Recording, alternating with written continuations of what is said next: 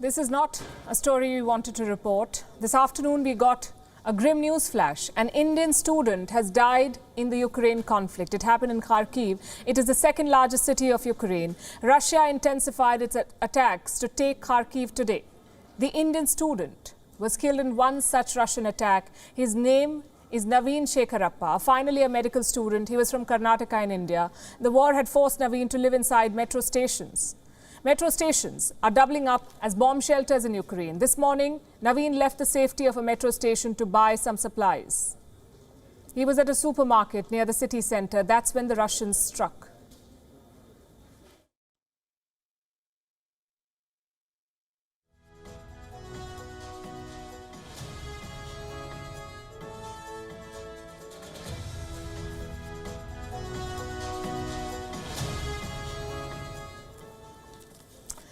Those were the pictures from the city center in Kharkiv. Now, we cannot say for sure if Naveen died right at this moment. Going by one claim, he was shot by the Russian army when he was standing in a queue. We cannot verify that either. India's Prime Minister Narendra Modi spoke with Naveen's family and expressed condolences. We have access to video.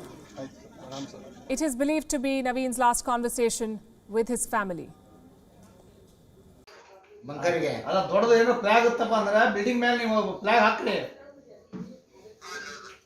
Building ನೀವೇನು ಇದ್ದೀರಲ್ಲ ಅದ್ರ ಹೊರಗಡೆ show ಮಾಡ್ರಿ ನೀವು flag. ಅವ್ರು ಅದನ್ನೇ ಹೇಳಿದ್ರು minister, ಎಷ್ಟು ಸಾಧ್ಯ ಆಗುತ್ತೆ ನಮ್ಮ ಫ್ಲಾಗ್ ಹಿಡ್ಕೊಂಡು ಬರೋಕ್ಕೆ ಹೇಳಿ ಅಂತ. ನಿಮಗೆ ಡೈರೆಕ್ಟ್ ಕಾಂಟ್ಯಾಕ್ಟ್ ಅದ.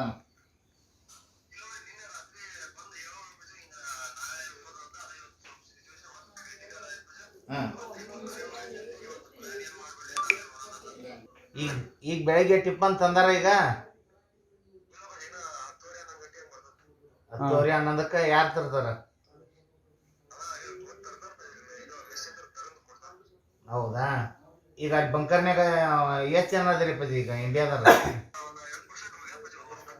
7% ಹೋಗ್ಯಾರ ಅಲ್ಲಿಂದ.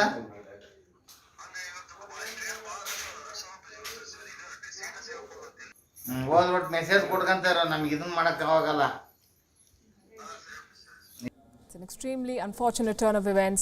Russia is pounding Ukraine now and things may get worse. Russian missiles are targeting civilian areas and Indian students are in the line of fire. New Delhi's evacuation mission is on. Sources say 9,000 citizens have been taken out of Ukraine so far. But thousands more still remain stuck in the war zone. And they're in some of the most violent hotspots. I'm talking about cities like Kiev, Kharkiv and Mariupol.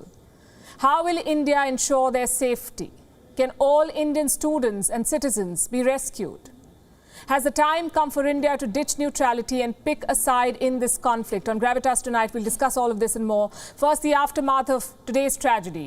The death of an Indian student has forced New Delhi to respond. Ambassadors of both Russia and Ukraine were summoned. India has demanded safe passage for all Indian nationals. But how will this safety be ensured? So far, neither side has made any commitments to secure Indians. The Indian mission in Kiev has issued a new advisory.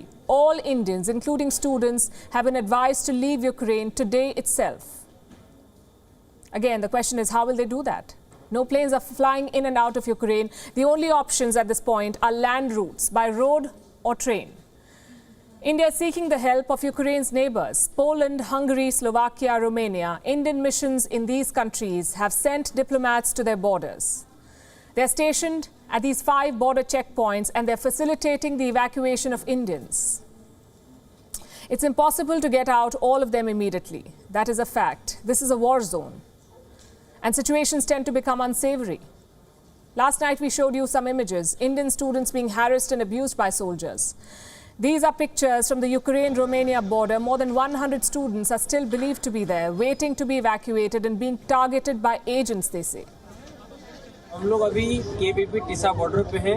यहाँ पर बहुत भारी संख्या में student मौजूद हैं, आप देख सकते हैं। और हम लोगों को कल से इन्फॉर्मेशन बताया जा रहा था, कोई एक एजेंट है जो हम लोगों को ये इन्फॉर्मेशन बता रहा था एम्बेसी का हवाला देते हुए कि आप जाइए, ओडेसा से आपकी ट्रेन है, आपको उसको छोड़ेगी और वहाँ से आप जो सामने बॉर्डर देख रहे हैं वो उस बॉर्डर को सक्सेसफुली आप क्रॉस कर सकते हैं। We haven't been able to independently verify any of these claims. India's Ministry of External Affairs has set up a special Twitter helpline for evacuations. It's got hundreds of SOS calls already. All major Ukrainian cities are blocked. Russian forces are closing in from all directions. With airports shut, no country is in a position to pull out thousands of citizens at once. Despite the obvious challenges, India has not called off its evacuation mission. Compare this to other countries. They've refused to evacuate their own people. The United States is one of them. In a recent advisory, the US State Department refused to evacuate its citizens from Ukraine. Same with the UK. British citizens are on their own. Last month, their government told them to, quote unquote, not expect any military evacuation. British citizens in Ukraine were asked to leave through any possible means. So while Indian students are in a dire situation, they must not lose hope. Some of them have been exemplary. Medical students from India, we are told, are helping out injured Ukrainians. One of them has refused to leave the country. She said she wants to help out her landlord, who has voluntarily joined the Ukrainian army. Her name is Neha. She is from Haryana in India. She had the option to leave, but she decided to stay back. She's helping out her landlord's wife and children. Allow me to quote what she said. I may live or not, but I will not leave these children and their mother in such a situation. Neha's father was a soldier too. He served in the Indian Army and died a few years ago. And there are more stories like these.